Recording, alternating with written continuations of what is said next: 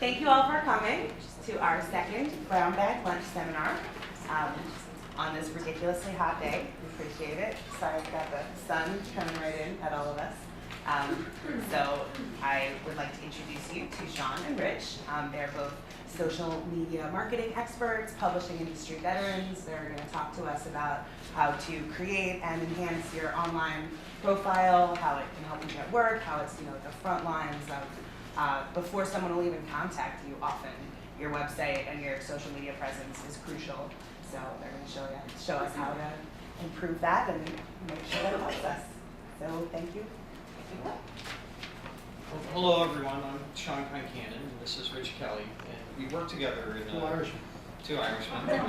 We work together in a group called Your Expert Nation, and it's a little bit like Gotham Ghostwriters. It's a collective of book marketing people, and we come together in various combinations to help writers build up an audience for a book that they're either publishing soon, or a book that they published, or maybe for the backlist.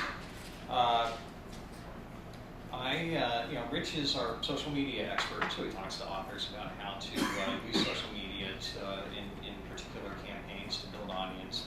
I work for a web development firm called Sonnet Media, and Sonnet Media builds websites for Your Expert Nation projects.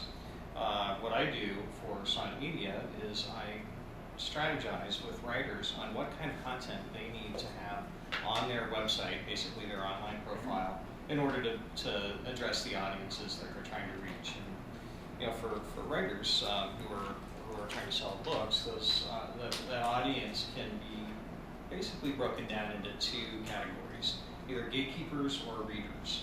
Gatekeepers would be, say, media producers or booksellers or reviewers, and so a writer needs to have information that will, say, convince a producer to interview them for a radio show so they can get the word out about their book. Or they need to have information that will convince a bookseller to display their book or do an event with them. So thinking about what I do for writers and how that strategy can apply to what freelance writers are trying to do in getting more work, I thought, well, there must be an audience that you're addressing, and I came up with two. There are gatekeepers, which for you would be sort of hiring publishers, hiring editors, anyone who needs to hire a writer for a project. And then the other audience would be your network. And your network is the group of people who are going to let gatekeepers know that you're available. So you need to provide information for those two areas. So I want to talk to you about the information that you need to provide for those audiences, and the places that you can put that information so that people can find it easily. And then Rich is going to talk to you about how to make sure a lot of people see that stuff. So this is going to seem like a lot. I'm just going to lay it all out there. It's going to seem like a huge task, but it's actually not as hard as it sounds, and there are very easy ways to do it. And first off, I'm going to give you all a list of the resources that I'm going to talk about, and this is a very incomplete list. This is just places that you can start to post information online about your career and about your writing. So, what kind of content do you need to put up? Well, you need to make sure that everyone can find a list of places that you've worked. You need to provide a very easy to find list of links of work that you've written.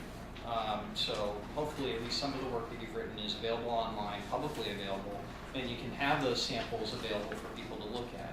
Did we run out of? Yeah, do you have any extras? I have one more. How many more do we need? Here we go.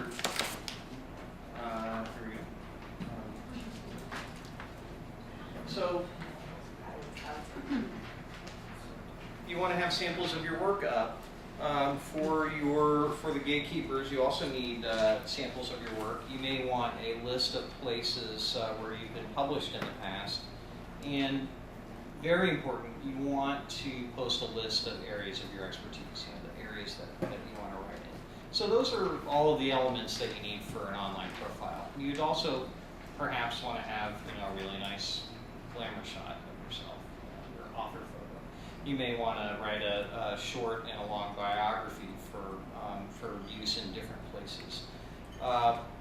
And then you may want to have a blog where you talk about, your news about what you're doing, and news on what you've published, and maybe thoughts on writing. And that's not absolutely essential, but the nice thing about a blog is it keeps the information on your online profile fresh. Google and other search engines reward websites that change their content frequently. So if you add content frequently, your search engine results will improve. So where can you put this stuff? Well, that's the easy and the hard part at the same time. You can.